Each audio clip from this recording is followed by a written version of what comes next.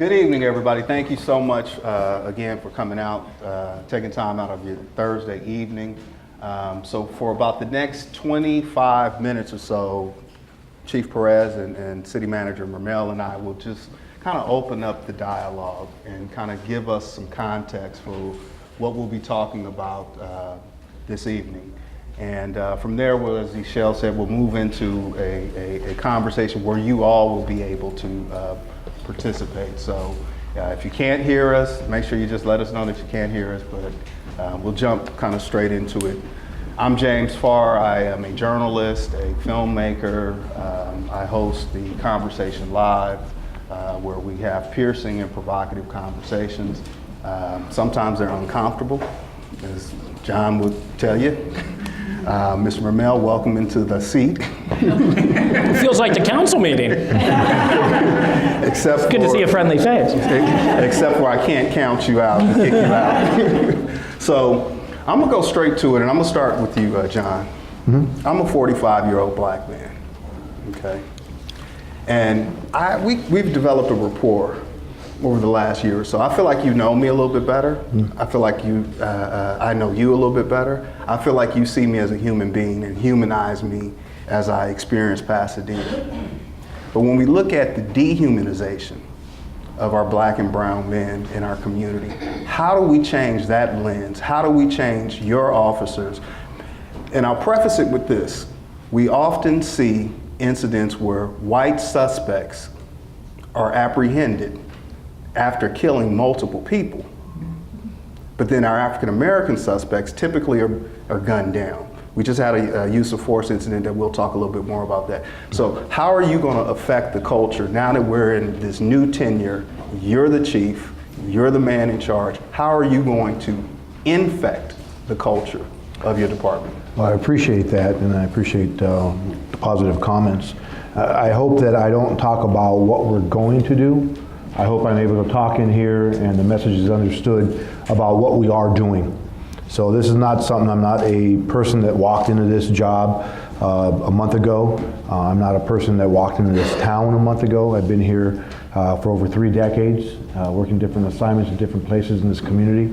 And I think a year ago when the city manager had the confidence for me to help the department as an interim chief, that all those years of experience we began this journey. It's a journey that it has to be together. It has to be one where we're listening as well as educating. Everything I've done over the past year for myself and the organization has been about listening as well as educating. And not just on the outside, on the inside. I think I spend a lot of time internally all day walking into places and talking to our officers, our management people about what we need to be doing better. And I put things in place for that. Same with the community. It's trying to really educate and provide that platform. The police chief of police, has the opportunity to rewire an entire organization anywhere in this country when they're appointed as the chief of police. There's so much influence and responsibility. It's got to be done with care, with compassion, with connection points all over the city. Otherwise, it doesn't work. And I think over the past year, these community conversations have occurred through our discussions in the community to develop these. And at first, I can tell you how difficult this was. It was hard to get the police officers to commit to this type of environment.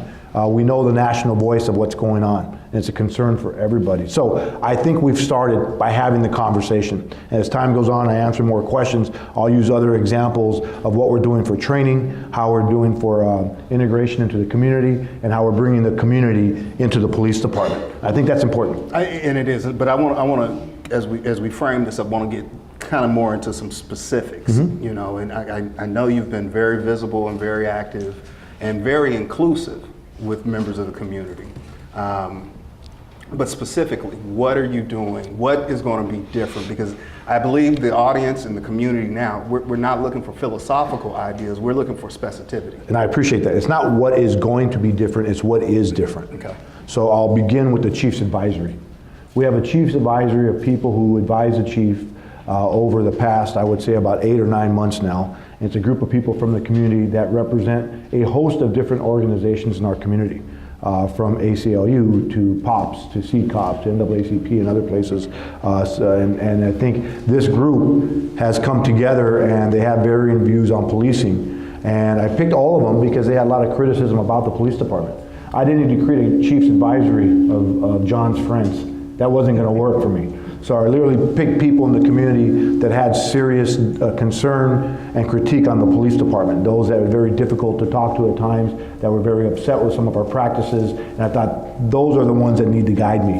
And we're up to about 7 now. I think that's the first step, because that step of creating a chief's advisory was based on the national concern of not having enough police oversight. That was a concern across this country. So the chief's advisory is a first step in trying to achieve that. So I think we're getting there. We have this advisory group that receives training every month. We answer all those questions. We put them through use of force, and they also get a chance to meet many of our officers. For me, it's really trying to get the community to understand our officers and our officers to understand the community. We have officers who've been homeless. We have officers who've lost their parents through murder. We have officers whose parents are imprisoned. We have many of them whose parents are pastors. So we come from the neighborhoods, we come from different places. This job is a calling. If it's not a calling, you need to find your calling when you walk in, or this job is not for you. So that's the first place where we're at. The second was really trying to develop a bridge between the community and the police department, and I think we've done that with the sessions, with the community conversations. This is the ending of the first phase, I'd like to call it, but we need a second phase to begin with workshops in the community and talk about expectations so we know exactly what we need to do on both sides of the spectrum. Policing is not easy. I've been doing this for a number of years. I've seen the critical events. I've been involved in the critical events. I know how difficult it is because it's a human-natured job. We have to make decisions in a singular second, and we have to make sure we have enough training, knowledge, experience to try to make the right decision in a fraction of a second. And you can't always do that. And there's mistakes that get made, and we have to really be responsible for those. So besides the national voice on community oversight, there was one about community relations across this country and having better relationships. Community conversations, I think, will start that process. This is the first step in what we're trying to do. The third national voice was about use of force, deadly force. There are 1,000 officer-involved shootings across this country every year. Wide majority involve people with weapons or just committed a crime, and there's others that weren't that. There's a handful of them across the country in which officers have gone to prison for. And this is an important part for me. So I was fortunate enough to be able to look at ways of trying to bring in a use of force element to this training that we're trying to do with the National Voice. And what we're able to do is I looked at the health industry, that when somebody dies on the floor of a hospital or something critical happens, there's loss of life, that medical team comes together within 30 days and they have a conversation about what we could do differently so it doesn't happen tomorrow. We did the same thing with the police department. We went ahead and we created a system within 30 days for every use of force. We're going to bring officers into a room with experts to look at a big screen TV with the body-worn camera and review it to see if we can find ways to really improve the use of force, decrease it, and improve our ability to use communication for things like de-escalation. So when this started, my intent was really to try and reduce kicks and punches for a lot of different reasons. Well, we'll definitely get to. And that's what I don't know how much. Perfect. And all James, of that. mind if I chime in for a moment on that? Sure. So, and the chief said it, but I think one of the things that's important is the tone at the top in any organization. So you say, what's going to be different? I think with Chief Perez, our tone at the top has changed. I think people who are watching it see that the tone is different. He's engaged with the community on many different levels, not just through advisory, but through meetings like this. And the rest of the department sees that and they take notice and they learn this is the model, this is the expectation.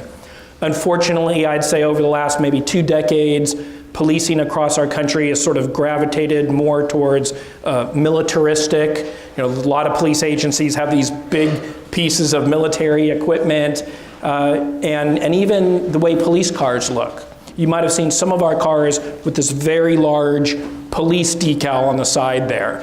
That's not the old style decal that John and I are familiar with that the Art Center helped us design. We bought some new cars, we went back to the old design. We're going to change those, the ones that still have that big thing, back to the old design. It seems like a small thing, but it's not, because it's part of the image we project. And we don't want to project this militaristic, some people would say occupying type of attitude. Well, but that's exactly how it feels. Whether you redress the pig or not, I mean, it shows up in such a way that people feel like You don't need to have a vehicle that sort of screams that. And so if you can be more subtle, that's one way to do it. There's a variety of different ways to do it. But it's all about the tone. The chief, he's in the job because he gets it, and he sets the right tone. And this is what we need. We need to move back towards the community policing model that I remember when I started in the city 30 years ago, and that John helped to pioneer. John, how committed are you, how willing are you to actually confront the union and go up against that vote of no confidence? And before good question. I'm not going to leave it there. There's a bill being developed right now by Dr. Shirley Weber, Assembly Bill 392, which calls for de-escalation. Mm-hmm. Would you be willing to go to Sacramento and support that? It'd have to wait to see what the bill's about. We have de-escalation currently in our use of force policy, so the de-escalation has been there for many, many, many years. De-escalation to me sometimes is a fancy word for communication. Communication is where it starts, to teach our officers to have the right communication. When we arrive on a scene of a very serious incident, how do we really reduce the chances of using use of force or escalating a situation? So it really depends on the officer's ability to use their skill sets, he or she, in the right way. And so we have to make sure we have the right training officers, we have to make sure we do the right training internally, and I don't mean just police-based training. We brought in implicit bias last year for 300 officers, for 300 people in the department, and it was very difficult. It was really an event of courses where I think many of the employees, really looked at themselves and who they were and looked at the training that we were receiving. And it was not easy for us in the first couple of days of receiving that type of training and listening. I don't know if anybody here has ever been through an implicit bias course, but you learn a lot about yourself, and it is not comfortable. So that was the first phase of 300 people. We're about to start off in a second phase in a couple of months with implicit bias and communication for field work, when we're out in the field talking with people. So the union, let's get back to that because that's important. My big approach in policing has always been about education, educating myself, being a student of the profession, working with the community to help educate, and for me, learning. And I think I'm doing that as well with the union. This is not about walking into a police association and demanding what they're going to do. We need everybody to come together and work together. Same with groups in the community. The association could probably say, when are you going to finally confront James Farr, right? And so these are things that are going to happen.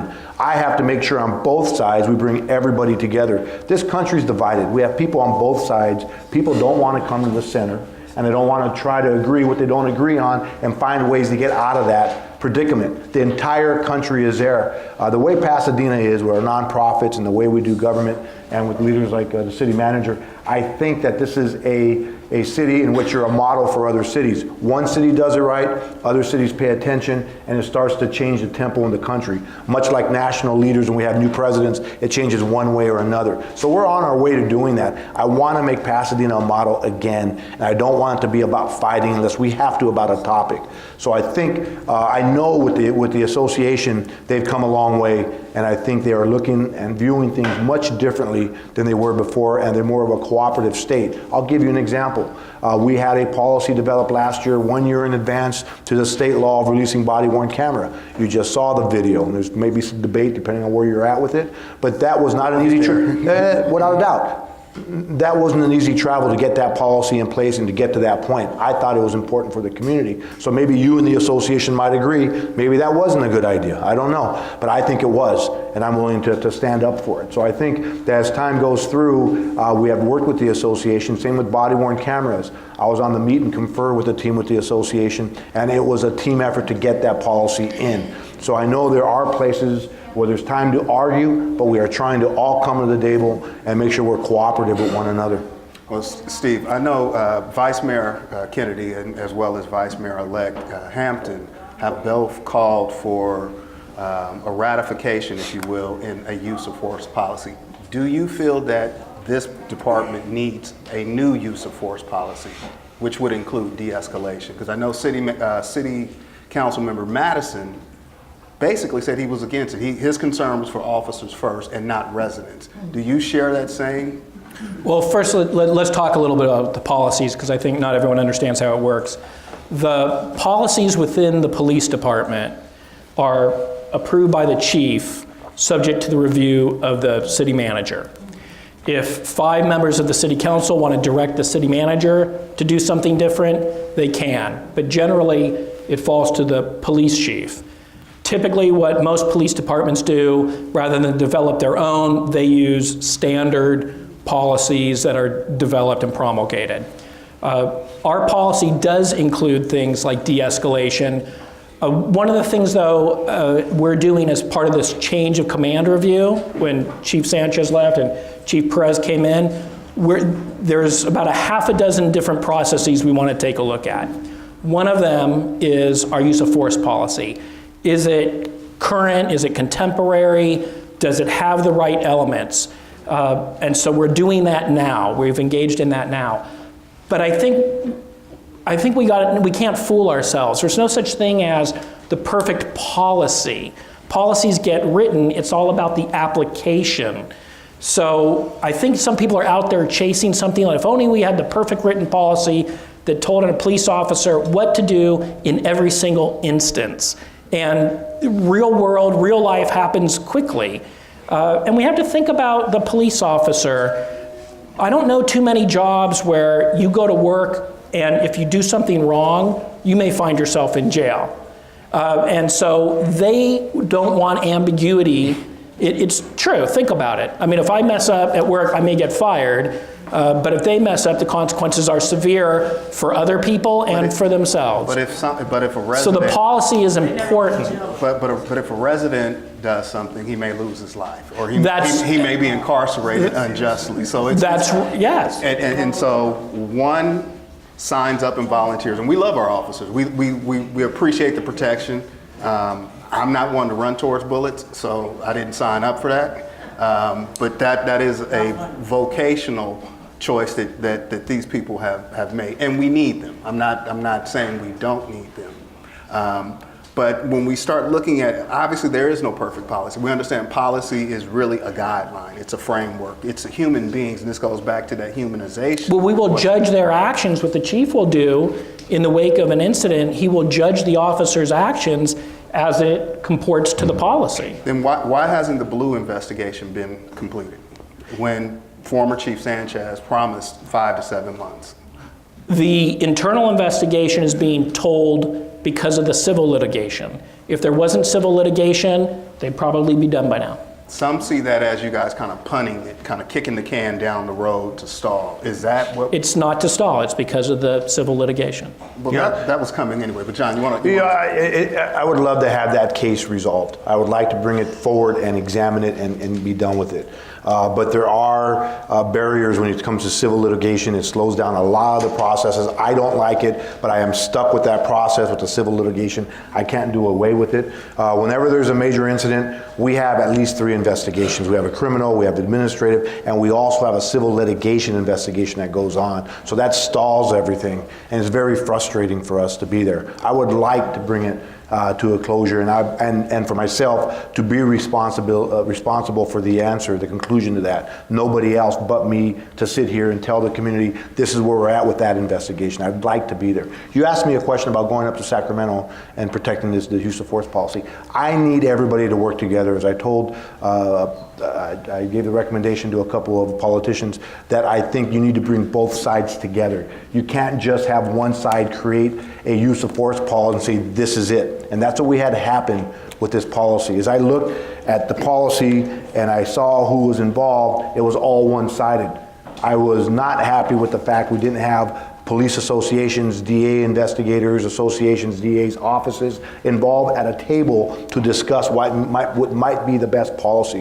When I want a policy that's tough, I bring the union in and we have a discussion at the table, meet and confer. It has to be done. I can't singularly just put a policy into place and say, this is the way it's going to be. Because when I pay out more money on a lawsuit or an officer gets hurt or something happens because I thought it was the right one, at the end of the day, I'm responsible and somebody else will come in and try to repair that. So I have the responsibility to do that. I think our politicians have the same responsibility to make sure there's two sides coming together, and I haven't seen that yet on this new law that they want to put together. It requires law enforcement, the legal perspective, the legislators all to be at the table and discuss every element. One side just can't say this is the best policy. So I'm looking for that. Do you think SB 1421 is going to affect how your officers do their business? Not for the officers. They're obviously concerned about what goes out and what doesn't. But I think from a legal perspective, there's so many new laws coming out, we don't know where they're going. We are heading into a direction where I'm dealing with a lot of operational decisions every day, where there is nothing to look backwards to see who did what. We're creating this going forward. If we make a mistake, I'm responsible for the general fund money you all pay into the coffers. If I make decisions that cause the city manager to spend more money than we're supposed to on lawsuits or some other part, I'm responsible for that. So I have to make sure this is done appropriately and in the right way. So it's not just about developing policy. Policy, to me, the difficult part of policy, it's very general. It is, like you said, a guideline. The reason we have people in charge of departments or cities is to take a policy, to train on it, and make it real. It's like having a playbook and designing a play. You don't just have it on the book and say, this looks really good. Well, now you have to go out to the field, and blockers have to block, and people have to run, and things have to happen specifically for a policy to work. So for me to bring it into practice, that's where it gets difficult. That's where I have to make sure people understand the focus of the policy and not try to force it, because it's not going to work. Yeah, I will fire officers. I will have lawsuits. There will things that will happen, but I'm not sure that's what we're looking for. We're looking for a balance of both sides to make sure we're doing the best police work, considering compassion, emotional intelligence, and care for our community. If you don't live here, that's fine. Pretend like you do. And on a 1421, we're not stonewalling like a lot of other agencies are. And that was my next question. Are you going to redact? Are you going to destroy? Are you going to shred? Are you going to make documents as it pertains to officers' use of force records disappear? No, we're keeping all those records. I don't know what the future discussion is going to be, but right now we have our records. We haven't destroyed anything. What we do from here, it's a process. We can't just keep records forever on one end. It's unfair for an officer who was disciplined 10, 15 years ago to say now... But a felon isn't afforded that same... We're not talking about a felon, though. But I'm talking about a person's background. Well, I get you. We've had people be rehabilitated. If it's a serious case, let me tell you, it's not going to go away forever. Okay. If it's a serious case, if it's about lying, which the officer probably wouldn't be there, if it's about some other type of event that's really serious, that case is not going away, to your point. But many others that are not that, those, I don't know how long we should keep those, but right now we're keeping everything that we have. It's a broader discussion to figure out what the law is going to allow for us to do. I don't just run to a shredder and smile and just start putting stuff through saying it's gone. There's a process for us publicly to go through that everybody will be involved in that. So it's not just something we just keep in a silo. There's no way to get away with that, and I wouldn't try. Okay, so January 11th, there was a critical incident that happened here in the city, and per the statistics, every 18 months, the city experiences. That was just basically my statistics, so forgive me for 14 to 15 months. So. Okay. So we know something is going to happen, right? I believe so. And something did happen where there was an officer involved shooting, and you released the footage the first time. What do you say to those people who said that was a production? That you edited or left out some things? I know all of the footage came out just the other day, and we were able to see it. But that was the intent. The intent is I can't put out hours and hours of video and say, here, make your own decision. I put out the facts of that case on that video, and of course you could be criticized of how you put it out. He was running away, and they were shooting at him. I thank you for that, Jasmine. That was my family, though. I'm just telling you. You know him? Randy Green, yes. Yes. That's my family. That's my god brother. And luckily nothing happened to him. Luckily, no, God was with them. Angels was with them. Ain't lucky. I agree. Y'all lucky nothing happened to him. Yeah. We're all lucky that nothing happened that to part, him. but look, he was running away. Yes. That's it. We'll keep talking, though. I'm sorry, I can't. Man, you've been talking for 40 minutes by yourself. You ain't got no public, nobody has been able to speak. Come on, guys. I totally understand. Y'all don't say that, they're never gonna let you talk. So. Okay, time out.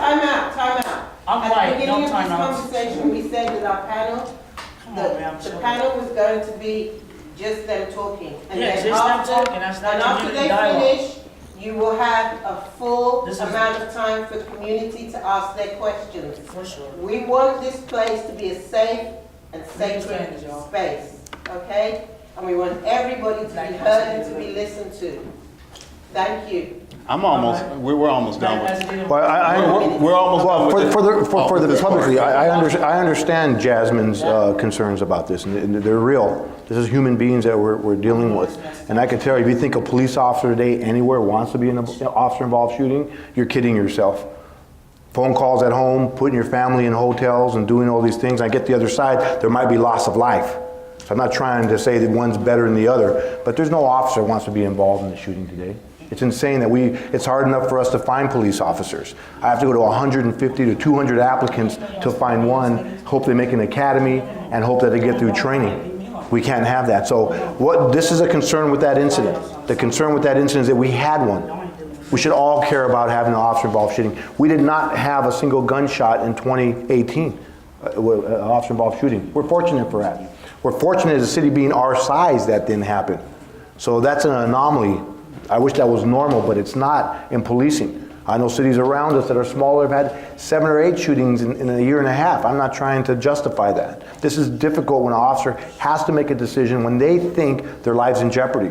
Whether we watch it in hindsight and we say, nah, I think the officer was wrong. He had no reason to shoot. Well, you know, if you've been in a very high-end threatening situation, it could be very difficult, and most people after a difficult situation will shake and you wonder how your decision making was. If you've never been in that type of situation, I can't explain it to you, but it's very, very difficult. And there's science behind it. I don't try to rationalize officers' actions by giving you the science, but it's very true. And people have heard me say this before. It is much like watching a football game and a quarterback going back and the ball being hit from their hands, and you watch it in slow motion in about 15 seconds as the quarterback's going forward and there's no ball in his hand. You're asking yourself, why is the quarterback still going forward? There's no ball in his hand. The science will tell you it takes about a second for your brain to tell your hand to stop to do something. And these are human factors we're responsible for. At the end of the day, what happens to us and the discipline we receive, we're responsible. But there's a huge part of the science on this. James, we put go the ahead. video out in 2 ways. One, with some narration Sure. to provide context. Yes. But we also put out the raw video so people can watch it. I don't know what more we can do, because if we put it out just raw, people say, I don't have the context. If you put it just the produced version, people say you're telling a story, so we give it to you both ways. But if I'm not mistaken, I believe the officer who actually fired his weapon, that video was short. It wasn't in totality. All the other videos were 15 minutes, and then there was just some random videos of 50 minutes. So it just kind of feels like, at least this is what I'm receiving in the social space, people aren't quite yet trusting your process. Okay. And what it is. And so before we get out of here and before we get ready to, turn it over to members of the audience, a question that came up multiple times in social media, via inbox, be it posting. Many feel in this community that our beloved sister Jasmine is being targeted and harassed by your officers. Can you speak to that? Jasmine, Please don't put me in this. Please don't put me in this. okay, sorry, Thank you. I Jasmine. appreciate that. Yeah, you're welcome. There you go. All right, well, we're going to turn it over to Ishelle right now, and then she'll be able to take more of your questions. This is the time for us all to share, ask these questions, and most of them I'm sure will be pointed to the city manager and the police chief, and we'll turn it over to Dr. Ishelle Williams. So as we open up the floor for questions, again, part of this is having a respectful spirit and coming into the space of your passion. And as that passion moves us forward, then we get to think about how do we begin to respect ourselves so that we're listened to in the space and so that people can hear us and so that we move the needle forward.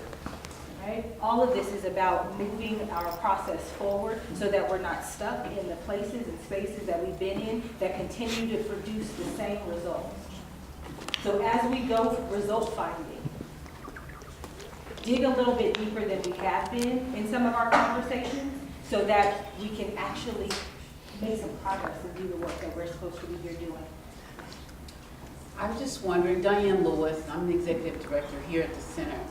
I'm just wondering if you, officer, has any kind of group or organization so that we would meet on a monthly basis to give input to you so that you would know what's going on and know what the concerns are.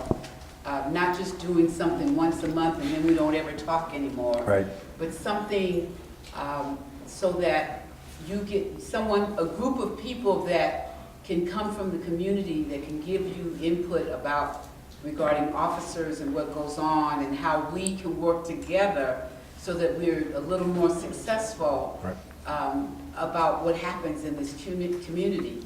And my other question was, is there that process that you spoke about, S4? The 1421, the video release. 1421.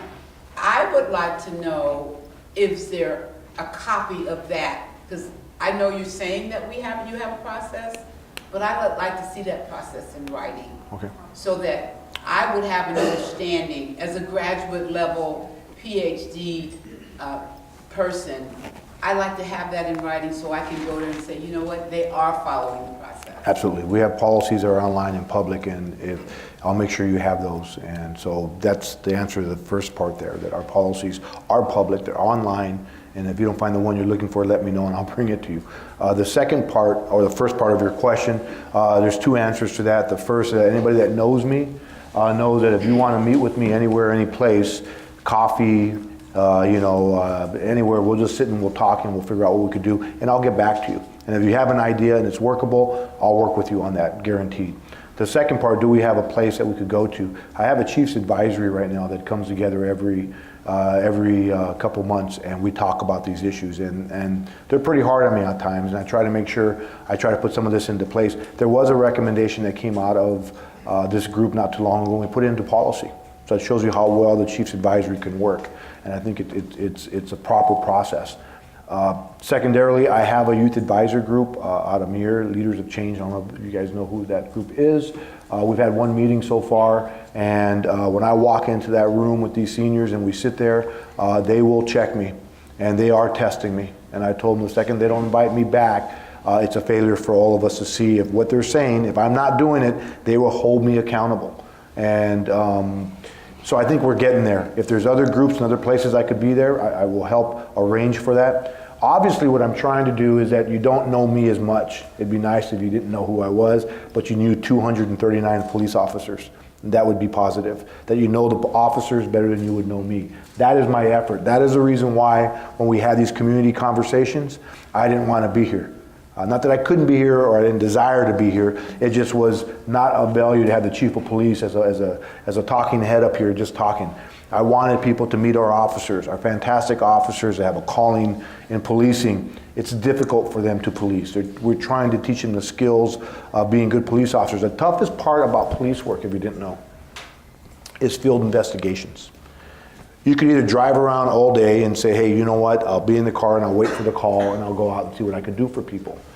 This is not about protecting people all day. Most of the time we are serving people. That is our job, to serve. There are times we have to protect. There are times we have to take action. And so I get that. But it's important that we understand that when you're a young officer and you just got trained and you're getting out of the police car and you think somebody might have committed a crime, or you think somebody is involved in a crime and you think they match a description, the hardest thing for a police officer in the beginning is to learn that technique, to open the door and have a conversation, say, excuse me, sir, I'd like to talk to you. I think you might have committed a crime. And, it's almost like baseball batting averages. Most of the time you're going to be wrong. I worry about what our officers are telling people when they say, I think you committed a crime. And that conversation is over. I wonder how well that interaction was. I still know people now from 30 years ago. I'll give you names you would know. And we've gotten to know one another because of the first ped stops, the investigations that we first did. It's a hard part of policing. We have to teach officers how to communicate. And this is why all this is important. The more I could bring people, our police officers, into the room with the community, the better we're going to be. It doesn't require me to always be the one that's doing it. John, one of your sergeants, I'm sorry, let me just jump in. One of your sergeants told me your younger officers are scared when they come into the community. I mean, how do we erase that part? This is a little bit longer answer. I'll try to go quick. I don't want to get into science here. Maybe we have a scientist out there. Neuroscience. Okay, so We know each other, you're a little long-winded. yeah, I know. Look, this is the deal. We all have a conscious or subconscious feeling of safety. Officers are no different. Officers have to feel safe. The community has to feel safe.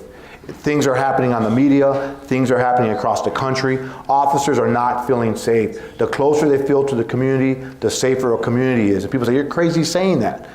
I understand the community has to feel safe and we have to provide that safety. But just know, if the officers watch the news or they're watching our local newspapers and everything is negative, the officers will be in that vehicle scared. And scared might be a tough word, but worried about their own safety. And when they go to a traffic stop. Like that with kids, man, them kids are 16 years old. I agree, Jasmine. I'm with you on that. I got two questions on the phone that they want here, and then I'm gonna go across the room. So let me recognize you, sir. Thank you. My name is Porfirio Pauls. Couple of questions a comment and question. First of all, I think part of the issue could be that you have a community policing program, but you don't allow people who have a felony to go to that program. And I think that the whole community needs to be educated in community policing, especially our policing. And I think if you went through, because I've been through that academy, right? And I know if you go through it, there's an educational part. And when you said it has to be two sides, well, we need to have that other side too, as a community. So that education has to be not only of you, but of us. So we need to be educated toward each other, for one. The other is, could there be, or should there be, for me, personally, I'd like to see Pasadena hire from Pasadena, right? The other part I'd like to hire from Pasadena, because I'd like to see officers be older than what they are. I'd like to see a man behind that weapon and not these young kids. For me, I know maybe it's age discrimination, but, I'd rather see a guy 30 years of age on patrol than a dude that's 25 or 26 coming from video games and then playing that on the street.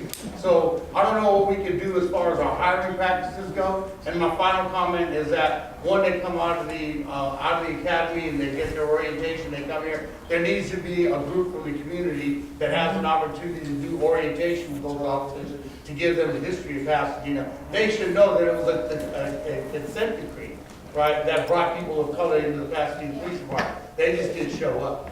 Right, so I just think that history needs to be resolved and it needs to be shared. So we have that going out. Our new recruits are going through the community and visiting different places.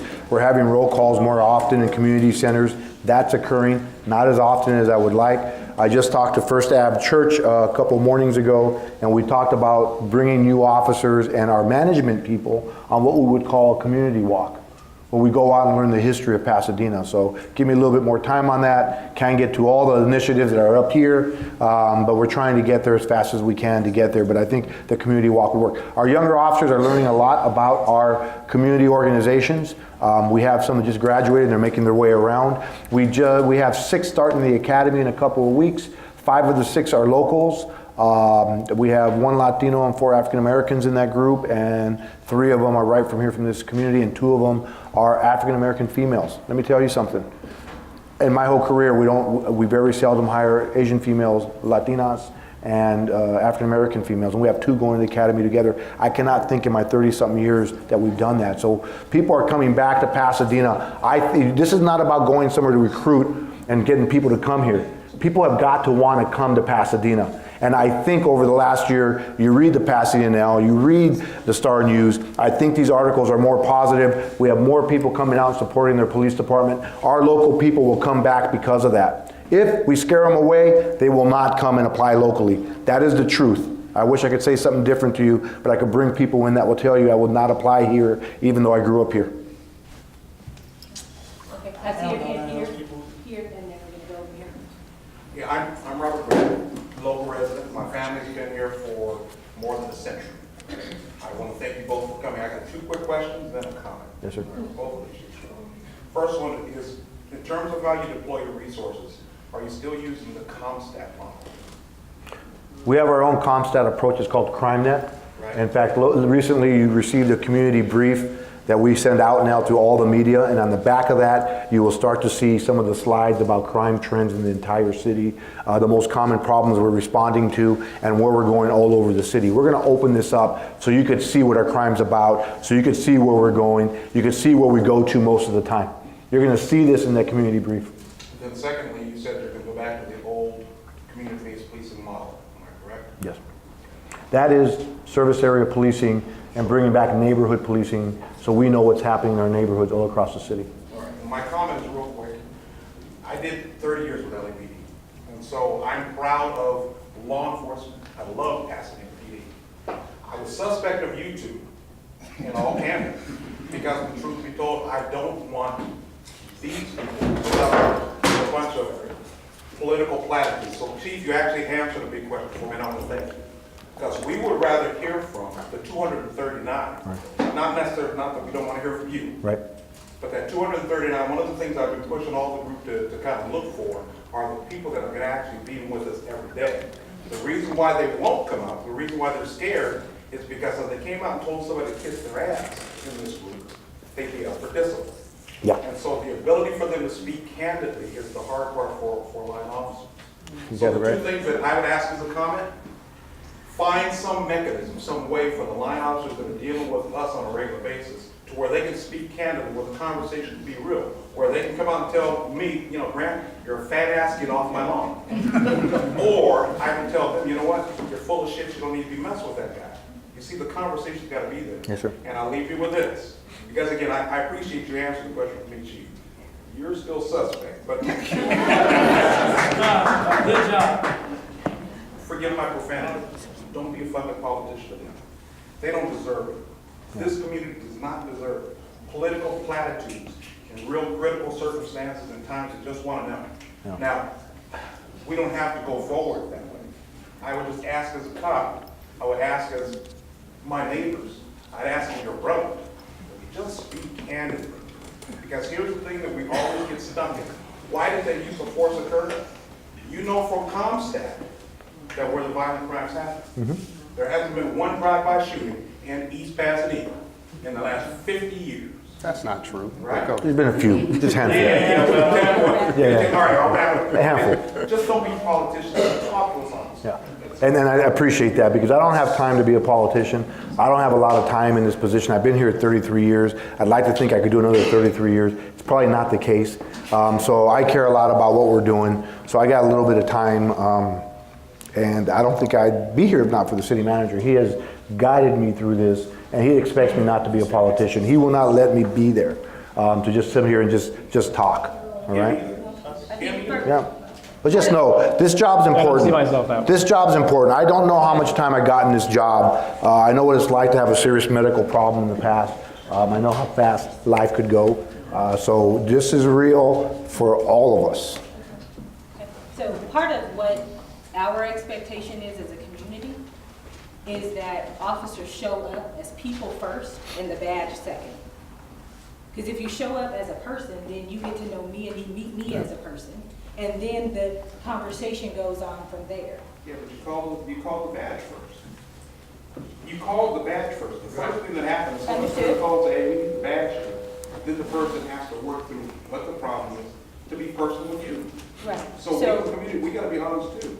Absolutely, and we're not asking you not to show up and protect and do the job that you do, right? But part of it is, our mission is for us to stay alive as well as you and for everybody to make it home. So the only way that we do that at some point is that we understand that everybody is human first. Because if I take on the persona as the authority that I have, then I wear that and I wear that and I abuse it in some instances, right? So we've got to make sure that we continue to be level. What gets us in policing most of the time is perception. When we get out to a scene and we think there's a threat of some type and we react to it and you find out later you were incorrect, it's a difficult place to be as a police officer because you thought something happened. I may have pulled a weapon, I may have talked a certain way, I may have used a strong command presence, and to find out it wasn't that. And that's a difficult place, and the police officers are only as good as they are when they leave those scenes to say, hey, look, I thought we had this and we didn't. Other times officers don't know what to say and they drive off and we leave everybody feeling the way they feel. And that's a difficult place to be. So we are trying a different approach in how we want officers to really communicate with people after an incident's happened. Because sometimes you may say, leave that person alone and get to the scene, and the officer says, I can't. I think this is happening. We got a call of this, and we're investigating it. That's very difficult for us to be in those places. Absolutely, and we don't underestimate that. I'm going to take your question here, and then I saw one of you on the side of the I have a question about the Brandon Green chase and the shooting last week in a residential neighborhood. It looked to me, I looked at the video a couple times, and it looked to me like the guy was always running away from the police. He wasn't running towards the police. He was armed, but he was running away. And then I didn't hear the shots, but there were 10 shots, the paper said, that were fired by the police at the guy. Nobody was shot, but it was a residential neighborhood. Why, if your police have been trained in de-escalation over the last year, would they shoot in a residential neighborhood? And the other question I have for you, is the police department going to hire an independent investigation of what has happened in addition to what the department does itself, as you did on the Kendrick McDade case and other cases recently? But we need an independent investigation of what happened there. Well, let me tell you something. I don't know. We're going to start with the fact that an individual was given a warning to stop the police and did not. He was scared. Okay, I'll give you that. He was scared. So he ran because he was scared. I can't talk too much about the case. I don't know what the officer said in their interview. But if we're asking officers not to shoot in residential areas when somebody has a gun, makes eye contact with them, I don't know what to tell you. I mean, if we don't want officers to apply for Pasadena, I would say that to the Star News loud and see what happens to our recruitment. People are going to be afraid to apply for this department. I'm not saying maybe we should have shot or shouldn't. What I'm saying to you is that an individual was asked to stop by the police. I just want to say one thing. Go ahead, Jasmine. Okay, but in the beginning of the video, it states that Brandon Green, you guys were already doing surveillance in that area on Brandon Green. It says that in your video, it says that specifically. And you guys were doing surveillance and you guys were watching him specifically. Why were you targeting him? Why? Why were you guys specifically watching Brandon? Okay, that's going to be for the investigation, He was Jasmine. just in Florida. He just got out here. Okay. So why was you guys watching? He shouldn't have had a gun. This you is the got bottom the line for our guns. community. You guys sold those guns If to we them. are saying to ourselves an individual could have a gun and the police shouldn't You guys shoot, sold those guns then to we're in a different place.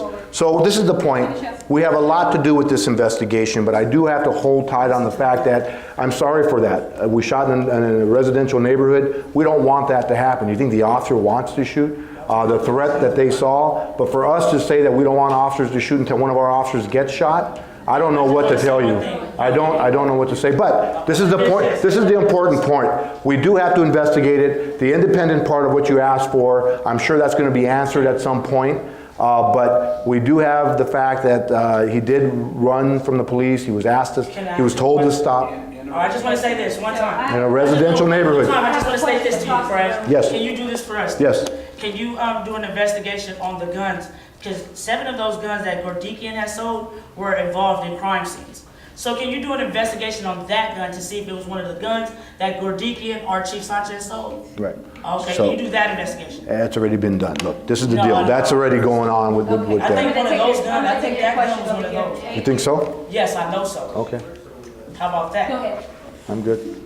Hello, my name's Jose.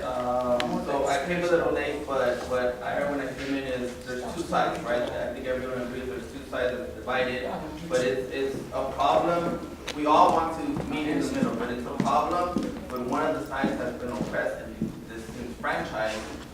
That becomes a problem for us to meet in the middle. A rapist, a person that's been raped, just doesn't listen to the rapist, and when they say, I'm a changed person, let's move on. They don't do that. That's not right, right? So, and I also heard that Pasadena and the department want to be a model. There are some models where the department or the city has been proactive and said we've had this race problem, we've been sexist, we've been homophobic, and we're changing, and we're doing these things. We're doing these policies, we're doing these trainings, we're doing these things. Will the city and the department be proactive and to say that we had this race problem in the past, many people have died, many of our community has had trauma. Will the city be a model to those other departments and cities to say, hey, this has been going on, there's racism, there's homophobia, there's sexism. We're doing training to our officers or to our employees or whatever needs to be done. Because just having a day in the park and giving out hot dogs, that we can't move on. No, there's a bunch of trauma. An example, my mom is an immigrant mom. She's always told us since we can remember, me and my brother, to be, anytime we talk to the police, be cool, don't say any words, don't be bad, don't do anything. But when I drive her and she sees a cop pull over somebody, she says, oh, there goes those cops again, harassing the community. And she doesn't, and whoever speaks Spanish, she says more lively words than that. So, and she's never done anything, she's never gone to jail, we've never gone to jail, but she has that trauma and knows what the police does to our community. So again, will the city and the department be a proactive department and city? Absolutely, and it's not only that we will be, I think we have been. We do, and I don't want to get into training and try to excuse our way out of it by saying we do training here or there or anywhere else, but we do training for our people. We constantly review incidents, we're constantly trying to do the best that we can, and we do have mistakes that occur. And the officers are held responsible. And the officers many times admit their own mistakes when these things happen. And many times it's about perceptions of two sides. One's looking at a threat or a situation, and somebody feels you're stopping me for no reason. It's very interesting to be in these rooms. Years ago, we used to go over to the NAACP office when we had complaints with the gang unit when I was a lieutenant, and we'd bring officers together with the community, with Joe Brown, and have these discussions. And most of the time, Joe and I would talk after and debrief and say, it's amazing how people were on two sides of an issue when it happened, and when at the end of the meetings, most of the time, we find out they were closer than we imagined. So we have a long ways to go. This is a human nature job. We are not iRobots. We continue to have, demise of society. We don't know if we're going to be here 50 years from now or 25 years from now. We don't. And it's going to be problematic for us, so we're still going to make human errors. My job is to make sure we're training, we understand these dynamics, and we're trying to be better at what we're doing. That's the best I can tell you with that I response. think it's fair for you Okay, to so say I you're making recognize your errors. question back here. Go ahead. I agree. Good evening, my name's Kim, and I just have a question on some of the statements that you made earlier, which were regarding the policy. And the word policy would make me believe that there's regulations that you're required to follow in order to make sure that the department is following the policy, either by state law, federal law, whatever the That's case correct. may be. But what I don't hear is procedure. So behind every policy, there's usually a procedure. And does that procedure apply equitably to everybody that's involved with that policy?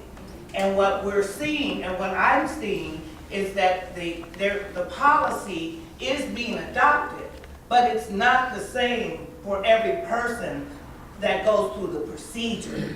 And I think it's what we don't see is that you do have a policy. We do see that. You have it in writing. It's on your webpage. Right.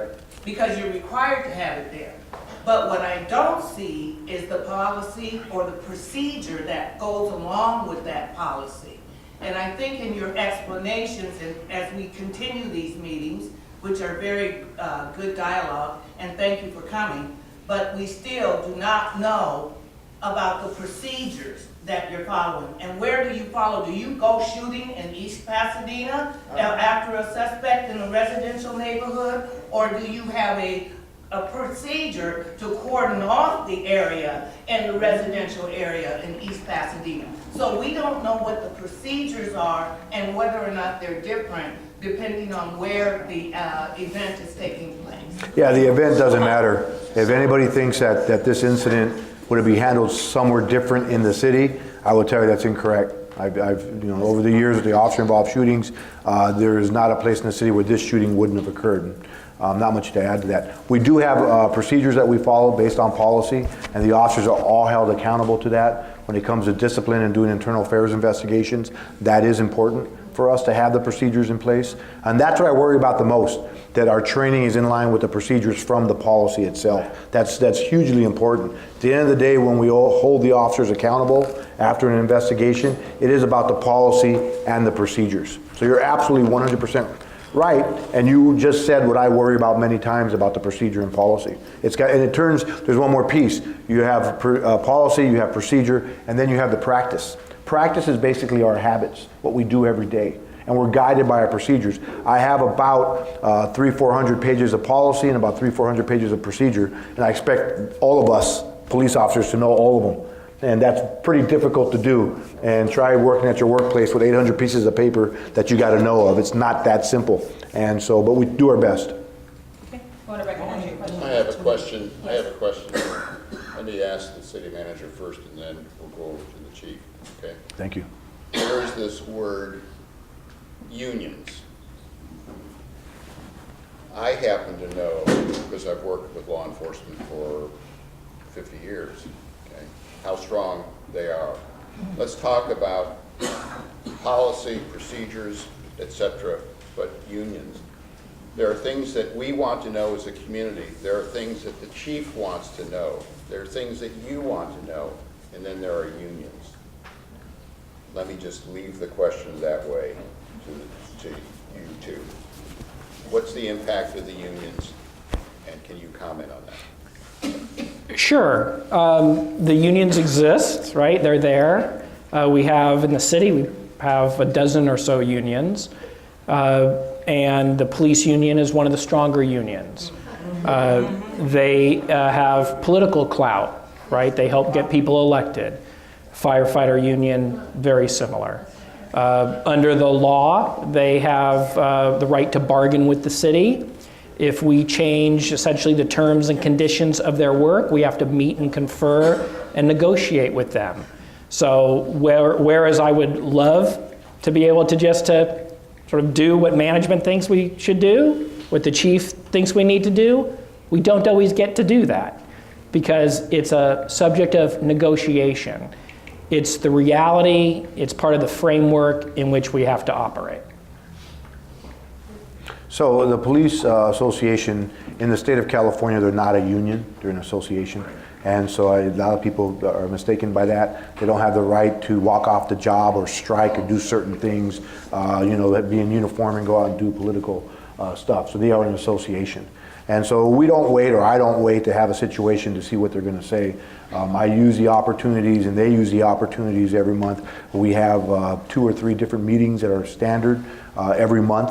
So we have this dialogue, so we don't just wait for an incident to happen and take our positions and turns into West Side Story, wondering who's going to do what. This turns into a real conversation piece early on about concepts, about issues, about challenges. So when we do get to the situation where it's a problem, ultimately they know who runs a police department. You asked earlier about a vote of no confidence. I don't really worry about that. If in fact there's a vote of no confidence tomorrow, and I could give you a couple reasons why there would be, then I would deal with that. And if the city manager feels that I'm no longer doing the job as expected by the community, he will hold me accountable, I can tell you that. And so if I need to depart and leave, then that's what happens. And so the vote of no confidence, the conversations with the associations, each one of the association members is very unique and valuable in their own separate ways. They don't sit in an office as an association waiting to see what's happening. They have jobs. One's a policy analysis person, another person's a use of force, another person works out of patrol as a sergeant. All of them, all the directors have responsibilities. They're held accountable by their lieutenants or their sergeants to do their job well. So because they're an association member doesn't mean they get to act differently inside the police department. It doesn't work that way, and they know that. And so our conversation every day is very, very important to make sure we are doing things properly. So we're doing the best that we can. I think the associations are doing the best that they can. They are worried about all the laws that are coming out to ensure that they're not too restrictive and things start happening to police officers where this job is no longer something that people are entering into. Every department I know around the region is looking at between 20 and 50 vacancies that are a little bit smaller than us or a little bit bigger than us.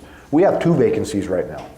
A little over a year ago, we had 25 vacancies. We are doing something right. You know, and so I have to appreciate our community, appreciate the association, appreciate our members that we're getting there. So I think we're all doing it right. There's a whole heck of a lot of room for growth and to correct a lot of issues, but I can only get at these and they can only get at these one at a time. But we have open communication, and that's hugely important. Okay, I want to make sure that this thing is addressed, and then I will leave you alone, and that is that there are certain things that you do investigations of, that the city manager approves of, and so forth. The association, though, has been known to get in the way. Can you comment on that? I have been your chief of police since debatable March or April of last year, and so with that, they have not gotten in my way for any investigation. If they have debate or an issue with it, they know there's a process for it, and they will follow that process. They have attorneys, they have very, very respectable and professional attorneys that are known throughout this state, and those attorneys are rough. And we have put policies in place such as the release of video within 45 days. The law is not even out yet for California, and we got that in last year, and they were cooperative with that. So they have not been a barrier. They do have serious discussion, 1421. They do have concerns, and we work together to figure what those are. At the end of the day, they know the chief of police makes a decision. If they don't like that decision, there's a grievance process, there's different types of processes. Now, for the first time, the chief of police is going to visit, I'm going to talk in third person like I'm Shaq or somebody, but the chief of police will visit the association next week to the entire membership. And it's just something I believe at least twice a year, I need to sit there, I am addressing you here, I need to sit in front of the association and their 200 members that they have and answer their questions just as I'm answering yours. And I will be in the hot seat with them too. And so it's an equal forum that I give to make sure that either I'm doing this job right or I'm not. And if I'm not, please let the city manager know. He will get rid of me in a moment if it's not working out. I'm going to take our next question from back here, and then I'll recognize you. Thank you for that. Yes. Good evening, Chief. My name is Amory Thomas. I had a question for you. First, I appreciate your explanation that you delivered unconscious bias training to a proportion of your officer corps.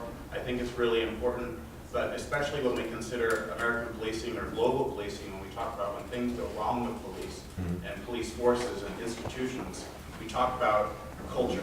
So if we look at the root cause of when a department or a large organization starts wrong, it's culture. Culture is everything, and what I haven't heard tonight specifically, other than the mention of unconscious bias training, is what the department will do about changing its culture, which changes its norms, which changes its practices, which changes its behaviors on the street, dealing with people day by day. Now, this is a very complex process. I understand you have a lot of stakeholders to deal with, but what is the timeline for engaging change management? What methods of change management will you use, and how will you affect outcomes in engaging with all these myriad stakeholder groups to stop people from dying? So I appreciate that as a very, very critical and important question. I, constantly for the past year, if you could hang out with me, you'd see all the documents and literature that I'm reading, reviews, and the city manager knows me. Any consent decree, any kind of report or investigation from here to New York to Albuquerque to San Francisco, it could be this thick, and I'm reading it through and I'm picking things out of it to see what I could fit in my organization. It is very important that the culture of the organization is one of the most important things. Culture is about our habits, our everyday habits that we build. And I start the week on Sunday evening by issuing out a Sunday email to all 400 people in the organization about what we're doing, where we're going, about the vocabulary that we're using, about the things we're trying to achieve. I attach video, I attach reading materials, and I make sure this is being shared with everybody in the department. We then turn over into our leadership meeting, our 23 people in management. And it's important for them that they hear me and talk about accountability, about what we're going to do, how we're going to change. A big part of what we're doing is becoming a learning organization. We're about to take off this year, and we're going to have probably close to 20 retirements. I'll probably have to hire about 20, 25 officers this year on top of the 2 vacancies that we have. I got to stay on pace of that. The culture will change dramatically when I lose these 20 officers who are retiring. The majority of them are Latinos and African Americans that are leaving. And so I grew up with all of them, and they're leaving, they're retiring without me. And so it's very difficult because I have to bring new officers in from different departments or different places, different communities. They have to learn who we are and what we're about and what our history is. I keep memorandums in my office from the 1970s and 80s, and I read those. Many of our answers are in there, and many of the things that we've done. The same human problems are happening. And so our culture is based on our willingness to learn those mistakes from the past and do something different in the future. So every week, that's an important part of what we're doing. So what are we doing specifically? We bring in training in from the outside, not just police training. We brought in people to bring in our civilian workforce and our police officers together for training. It is more than just having police training. We need people from the community to come in and tell us about what we don't know about our own community. The learning environment is going to be everything. As we promote, I have to promote a deputy chief, 2 or 3 commanders. I have to do about 5 lieutenants, 10 sergeants, and about 14 corporals, and then the 20-something that have to be hired behind that. Each one of those promotional processes has to have a system. The community will be involved in those promotions. They will sit on the oral boards on those. And that's an important part of the culture to change it. That it's not all police-centric. We're going to bring people in. So we're looking at things differently to change the culture. And that culture is to understand that we serve our community. How do you choose the people? Like, you choose, like, you have your special groups, or are you choosing people in the community, or can the community choose the people? They will be, different people will be on the oral boards. Oh, okay. So, I mean, I don't know what to explain. It's what? I said blase, blase. Not blase, blase. Come on, Jasmine. Open at your hand and then we'll go here. Picking on me. Yes, ma'am. My question is, Can you go a little bit louder for me? my question is, when you hire police officers that don't come straight from the academy, how far back do you go on their background checks to see if they went from police department to police department, or if they did something really bad and went to another police department? Like, Yeah, we know everything. We review. The noise gone? One of those might be fit later. So we. Sit back, real straight up. There we go. We good? Are we all good here? So we go all the way back to their childhood, to our childhood. We go back to their school, their families. We visit the neighbors. We do everything, anything in that background. And you know, if you've had drugs and everything, it doesn't mean they're not going to get hired. You know, we look at people that have financial issues. It doesn't mean you're not going to get hired as a police officer. We just don't want creditors knocking at our police door. And so it doesn't mean you can't be a police officer. So many times, many of you have given me phone numbers of young people that want to be police officers, and I spend time with them. They come into the police department, and sometimes they're in shock that the chief called them and says, come on in and we'll have you talk to people, and they can't believe they had that opportunity. If you have people, let us talk to them. But we go all the way back to make sure we're not getting somebody that's had problems in other agencies. We don't do that. And it's very important for us to do the proper investigation. It is a very thick packet that takes 3 to 4 months to get to. And with the academy and training, if I hired 5 people today, they're not usable for me for almost a year and a half. And I think a lot of people don't know that part of it. It's very difficult. We just don't hire and you go into the street. From the time you apply, it's probably close to a year and a half before you're actually usable for us out there doing police work. Can I? Yes, please. Okay, because of the association, and if a police officer got in trouble, let's say in another police department, do they close those records, like, so that you can't really see all their records? No, we have access to all those records. Now, if a police officer from another department says we don't want the police department, I don't want passing and looking at my other packet, we say thank you very much for applying. Good luck to you. Open your packet to us or you don't come to us. We need absolutely the best people. Now, I'll share this for a moment. In the last 3-4 years, we've lost almost 20% of our workforce. They've went to some great agencies around the area. When I talk to those chiefs, why our people? You have what we want. So we are training up the best of the best and getting the best, only to lose them to another place. So I don't want to become the Cleveland Browns and keep losing the best players to the best teams. We are the best place. We are that place. And so it's important for us to keep them here. They feel safe, they feel important, but at the same time, they're getting done what we're asking them to get done. So I'm going to take your question and then I'm going to leave. Yes. Hi, Mark Abrams. I live around here, and thank you so much for this opportunity. Just wondering, what are some of the other communities? Are there other communities around the nation or in the state that you look at as similar kind of demographically or whatever that you're in dialogue with, or just Yep. out of curiosity? Constantly, I'm in contact with many other chiefs. The city manager knows we're always sharing and talking with other cities everywhere. It's nice to see how many phone calls we're getting about our use of force process, about our community dialogues, about the chief's advisory. I've had 3 or 4 phone calls, but I try not to let the phone calls just come into me. I'm trying to reach out to other places. Smaller cities have the best practices I could look at and examine. Their tempo is slower. They put things into place that if I could take it and just try to grow it in Pasadena, it would really work well. And the problem with that is no one place has one singular practice that works perfectly. You have to take pieces of it and build your own. And over the years, that's what we've tried to do. They have many good models. I like to, they work differently because of the fact that they have a police commission or a council that sets the policy for the police. It's a whole different place there. But the thing is, I do like some of their footbeat models and some of the other things that we try to bring on. So it's a constant struggle to read something and think if I could do it. I've read stuff 15, 20 years ago that just today I'm putting into place or trying to put into place. So I have been holding on to initiatives and ideas for more than 20 years, hoping for the right time and the right place to put it into play. So, it's like having that special play for 4th and 10 and you want to throw it and it'll work. I think we're doing that. And it's community-based, a lot of these things. So we do that. Yeah. It's difficult. There's great stuff out there for us to look at as well. Okay, hi, my name is Deborah, and I've been in Pasadena, Altadena, South Pasadena, since 1974. And basically, I want to know, do you have mental evaluations for the police officers, especially after going through a traumatic incident? And also, I would have a suggestion that you take your officers that are not of the same ethnic group as they're policing and maybe have them live with and be immersed in the culture so they won't be threatened every time they see an African American male. Because we don't have to carry a weapon. All we have heard is they seem threatening, because we have an afro or because we're dark skinned.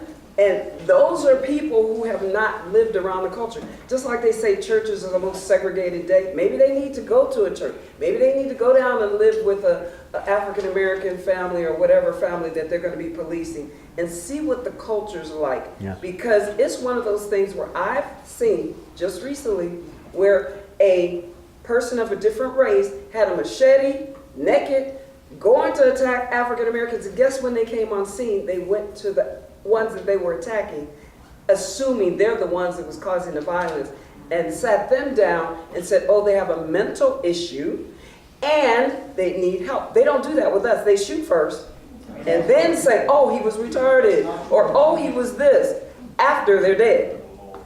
But they sat them down, this and that and the other, got them counseling.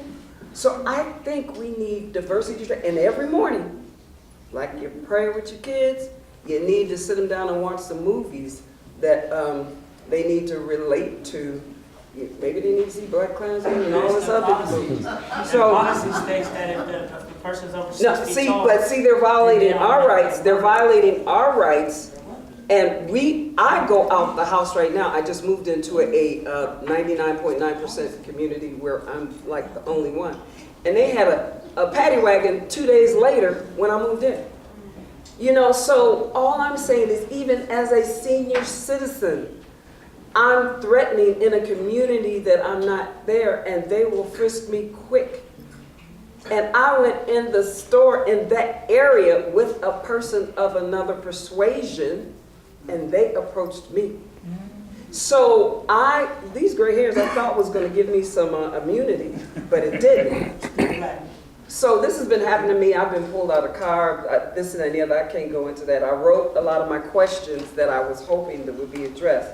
So if I can direct them to you and hopefully get a direct answer to these about training, maybe the ghetto or hood exchange program, all of that. So I know I've been waiting, and I sent my questions in weeks ago, but that's what I really, really, really want. I'm sorry, this is Deborah. I'm still smiling, and my tongue is bleeding because I've been holding it A lot. No, those are important. So I appreciate those. And so, yeah, there's more we could do when it comes to cultural awareness for all of us. All of us.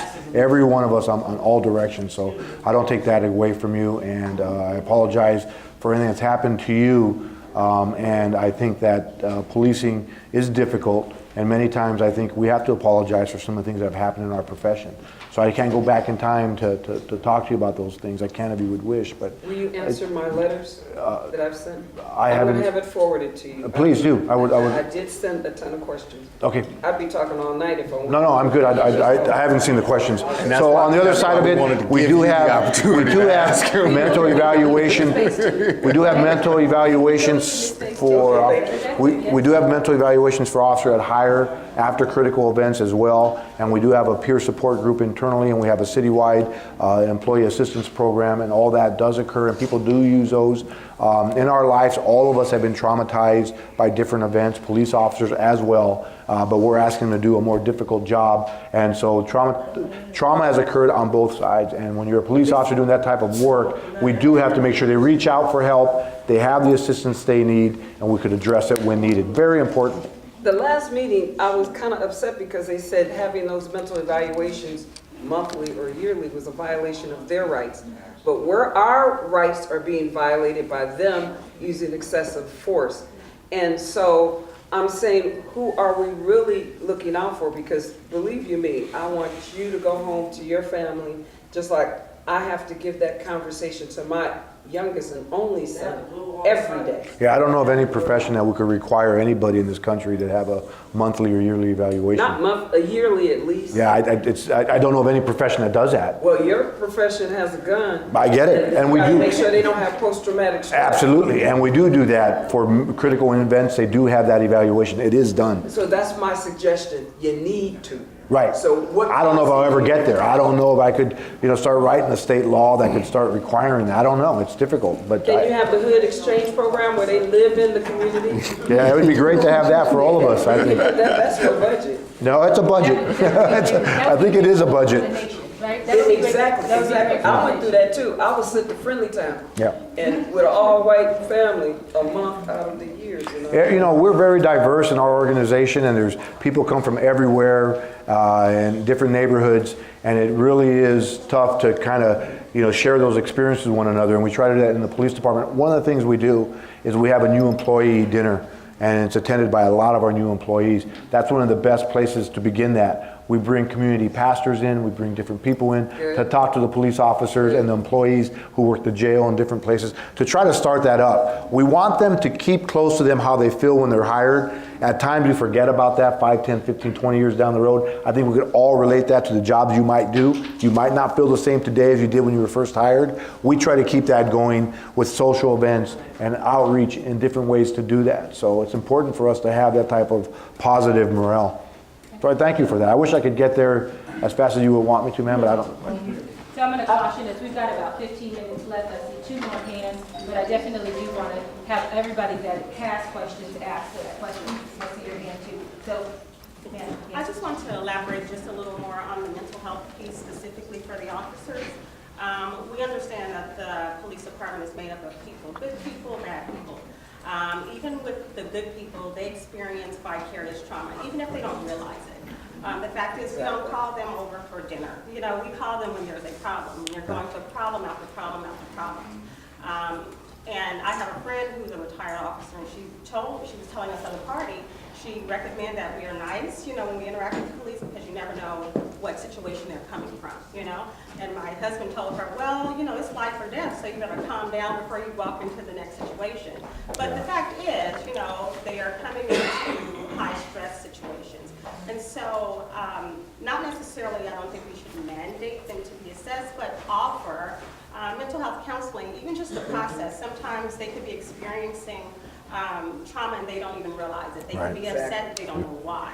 Absolutely true. So it's just to give them an opportunity to debrief and to go back out into the community from a fresh start. And I think it's important to try to get there. Our 30-day reviews of use of force, it's a debrief, but I think we had a chance to really evaluate if there's any other serious issues going on, number one. Number two, the peer support team has been really good for employees to reach out to one another with a specialized group to say, I'm having a problem.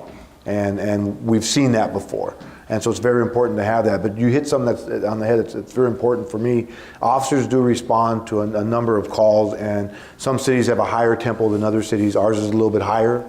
And so officers do respond to a high intense situation, and then 5 minutes later, they're off to another call. We don't have the ability to say, hey, you know, you have a 20-minute break, you know, to go do that. It's hard to get there. So I'd really like to find a way to try to address that. But in policing, you know, even when I was, you know, a police officer, you know, you'd go from one high-end type of situation, you may have even pulled your gun for some reason. And now you're literally going to another call where it's a family dealing with a family issue. And you're way up here, and they're not where you're at. And that becomes really difficult for us to learn how to turn it on and turn it off, turn it on and turn it off. And even at the end of the day when we go home, turn it on, turn it off. It's difficult, and we have to find a way to handle that trauma on police officers day in and day out, because cities that have the higher tempo, it's hard to control that. So I completely agree with you, and we're looking at wellness training. The problem with the wellness training, I wanted to bring it in for the police officers, and they told me for 20 officers it would cost like $60,000 or $70,000. I'll wait a little bit longer. So I'm trying to find something that's affordable and something that the officers are willing to participate in for wellness. It's an important part to be able to de-stress. So I recognize your hand here, sir. The young lady over here, and Jasmine, I see. Oh, I just wanted to see if one of the kids wanted to talk. I was gonna They be do, one turn. so it should be next. Oh, Thank you for making that. Go ahead. I'd like to make a comment to your last statement there about being able to turn it on and turn it off. I think that's something when somebody first becomes a police officer, that's a given for the job. And if one does not have the ability to do that, then maybe they need to find a way that they can. Because, yeah, you're going to be in a high-stress situation probably on a daily basis. Right. But that's not my question. My question has to do with something that Robert Grant said earlier, and that was that, you know, we come to these meetings and we see the suits, but we don't see the badges. And so my question is, what practices are being done to alleviate, to create this culture of trust that needs to be between the police officers in the community and the people in the community, and to try to alleviate some of the distrust, so it's not always this us versus them on both sides of the equation. So what things are being done? So 2 parts. One is the conversations like this. This is the start to have this exchange. And Yeah, but that's you. I'm talking about the patrol officers, the ones that are driving around the community. Sir, this is the first. I've come here, I've seen detectives, Right. I've seen you at another meeting. I'm talking about the officers that are driving up and down the streets here. They've been here. They've been right up here. No, you have four, right? There's a few that have. They've been here. So, Big white boys that be patrolling through here, you ain't had them. Thank you. Okay. Yeah. As we go along this. so, sir, to answer your question honestly, They rats all day lying. Not you, none of y'all. Come on. 2 parts and they connect to one another. One is we need to do more. Come them in here. Jasmine, please. That's the whole Jasmine. part. And I've been on him since I was 12. I'm 32. He been chasing me, Perez. So y'all don't know the trauma that we've been dealing with. I'm listening. Go ahead. We've been listening to you talk for hours. I know. I'm trying not to be so long-winded. That's what's wrong with this shit. This shit is all fake and fraud. You want to keep listening to him instead of him listening to us. That's what's wrong. Ain't no community police if you ain't listening. I want to hear us. I I don't give a fuck. Right. How about that? I don't care. Because I'm speaking for a whole Perez, go ahead and finish. Go ahead and A finish. whole community, nah. They just don't want to come up here because they don't feel comfortable. I'm speaking for a whole community. I don't know where you came from, or you, but I'm speaking for a whole lot of people out there. And I ain't gonna keep shutting up. That's for damn sure, because Harriet Tubman watching me, Malcolm X watching me, and all my ancestors, y'all better be careful, because they watching you too. Thank you so much. That part, don't keep listening. Go ahead, sister, because you're a coon. Sir, if I could respond to what you said earlier in the evening, I think you were here. Jesus, wow. The chief talked about it's not enough just to see the chief, right? Everyone wants to see the chief, but who you really got to talk to are the officers that you're likely to interact if you interact with an officer. And the chief and I could not agree more with that. And he's made a commitment to bring his people here. He's done that. He wants to do more of that. But I would challenge all of you a little bit to be welcoming when they come. Because, you know, we don't mind having the discussion and the dialogue, but you can imagine an officer walking in and feeling immediately being responsible to answer for everything police have ever done across the nation or locally. And they're people too. And in order to have a real dialogue, we have to have empathy. We have to be able to put ourselves in the other person's shoes and talk, and then realize that's a person too, and they have a valid viewpoint, and let me try to understand it. I think what's unique about my job is I see the police department here, and I see the community here, and I can see everyone's, where they're coming from, and their feelings, and they're all legitimate. What we have to do is bring it together so we can have that dialogue.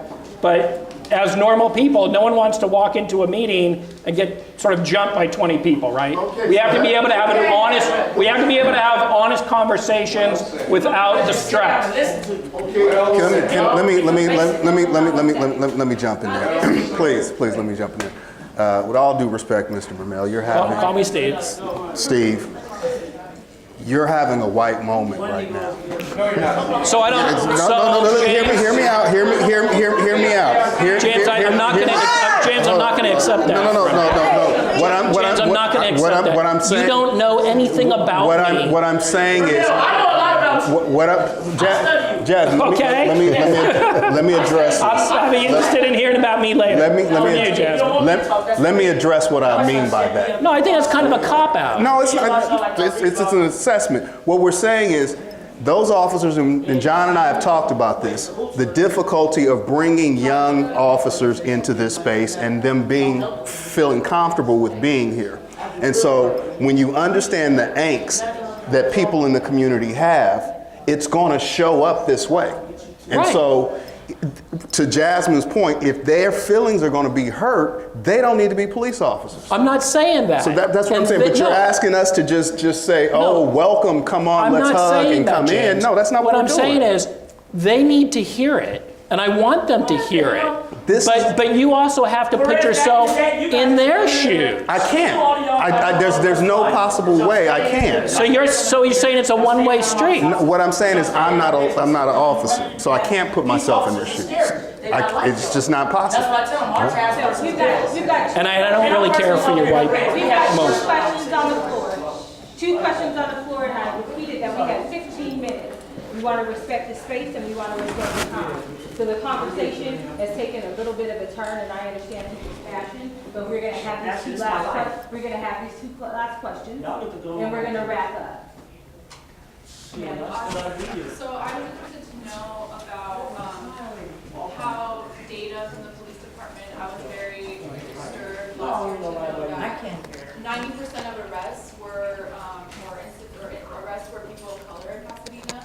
So I'm interested to know, like, how can data be better utilized to address, racial issues, methods, practices, and to evaluate them. Right. And how can we have better service codes or service codes that can help us do that? Right. For example, I work with youth in the community, and we have proliferation of marijuana in our community, but our service codes don't allow us to know how specifically youth are being impacted or who that's being enforced on. So how can we use our data? That's fantastic, and it connects on what we didn't answer for you, sir. Action is the way this has to lead to for the conversation. So to that point, there's so much data that we have, it's hard to figure out, how to put it together to be usable for all of us. When we use it to point and say, look what's wrong with you, it's never going to get us anywhere. There are so many ways, I think, to bring the community in and to look at data and to examine it to say, what are we talking about marijuana use? Where's the problems with marijuana use? There's good parts of marijuana that we know from a medical standpoint is helpful for people. But we're also worried about the development of youth minds when it comes to marijuana, or where it's being sold, or the THC levels. But there's so much to it, and the data that we have that's not quite accurate with the 90% mark, but I understand that. We have to find a way to discuss data and not let data tell us and create a line between us. We have to understand data. This RIPA thing that's up there, I'm not a big fan of it, to be honest with you. And you might say, well, of course you're not, you're the police. I'd rather sit down with the community and say, how do we talk about the data? How do we talk about what crime is really happening? About what's the percentage of crime being reported? Who are we stopping? Why are we stopping over here and maybe not over there? There's so many discussion points to help officers understand all this. But when we take all the data and just say, look what you did, we're not going to get anywhere. And history has proven that. So what we do forward is going to be up to us in this community. I think we could start creating some kind of dynamics to sit down and talk about what you just said. There's so many things about data that we're concerned about. It's a start point. It is not the end point to anything. And we have to have that open discussion. I would love to sit down and share data and be in a room and have honest conversation about it, and not for it to be a fight about, look what you're doing. So we have to make sure we get there so the officers understand it as well. There's a place for us to go with data for us to understand it and not just say that's what it is. It's deeper than that. So I'd like to get to where you're at. I'm hoping here in the next couple of years we could start this conversation. I'd like to bring in educators to look at our data and say, what are we looking at? How can we figure this out? And not just say it's just data. Look at how many people you're stopping there are Latino or are African Americans. It's deeper than that. Who's calling that in? What are we talking about? What type of crime are we talking about? We don't have, for example, Asian crime in our city. So should I worry about a Latino gang officer who works with Latino families and stops mostly Latino gang members to say, that's all you stop and you're white? He's going to say, really? That's what I'm supposed to do. And so it's very difficult to get at these conversations if we don't have it. But I think your point, along with the one about culture, are probably the most important points tonight to get at, to have a change agent in our community. To get to the second part of what you said, where is this going to go? Is this just conversation, we walk out and we're done? Where are we 1 year from now to reflect back on this meeting to see what we've done? That's where I want to be. I want to progress and be somewhere different, not to rehab this meeting all over again. I got better things to do. I could retire and sit home maybe, I don't know. But I got better things to do to make a community better, to really work at something. We need to recruit the next generation of police officer. They should come from this city. They shouldn't be coming from somewhere else. We're paying good money for police officers. Sir, you said about the other, calling you sir. And so I've known you all my life. And so these are things that are important to us because we are hiring officers that are older now. They seem younger, but they're older. I was hired at 21 years old. The average officer now is probably at 28. And they still look very young. And so many of them still do live at home. And so these are things that we're dealing with and what we're trying to, help our officers understand. Many are coming in this profession from the military. Many are coming from different parts of the country. We have to make sure that we understand and we accept them for who they are and what we want to create. So to your point, I love that question, and that's something you should hold us accountable and see what we could work on. A lot of youth data, I think, is there for us to work on an initiative. So I'm going to take one last question and then we're going to wrap up. My question is going to go back to the practice of mental wellness. I'm an MFT student, American Family Therapy student, and I know that there are techniques that can be taught in 30 minutes that could change the way an officer interacts with his community. Something as simple as teaching walking meditation, where one is paying attention to their breath and the environment, and they're clearing their mind so that they can be present and be in the present moment and be aware of their emotions. So these types of practices are taught by monks. There's a monastery in San Diego that does retreats for people of color because of the trauma that we go through within society. I'm sure that something like that could be done for police officers. I would enjoy hearing more about that because that is something we have to bring to our officers to find a way for them to find a way to relax and really control our emotions. Many of us work out or we have hobbies, hiking, running, whatever it might be, to help us kind of find that place. But it would be nice to know there's other exercises out there that would be helpful from a wellness perspective. Thank you for that. Can I just ask you one little thing? Could you skip me? Go on. Okay. Two things. Yes. I don't need it to be a downer. What can you tell your police officers not to cuss at us? And also not to expect to get free food when they go through the drive-thru. Right. well, first of all, the cameras have done a lot to reduce the cussing. And yeah, they're not supposed to get free. So call my office. Right. Or call him. Yeah, they know they don't get free food. They do. Problem. Okay, They know they're not thank you supposed so to. much, everybody.